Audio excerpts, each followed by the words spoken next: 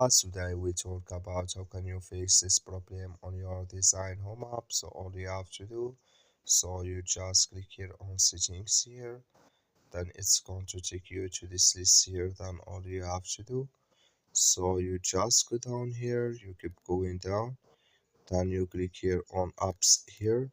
So then it's going to take you to this list here. Then here can you looking for design home app, or just click here on search, then here add design, add here design home. So then it's going to show for you, click on it, then it's going to take you to this list. Click here on first stop, then you click here on OK.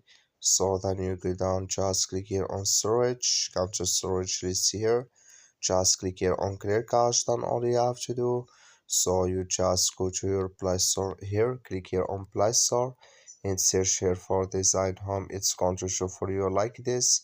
You will find here update, click on it and it's going to work with you. That's all you have to do. Thank you for watching. Don't forget to support us by liking and subscribe.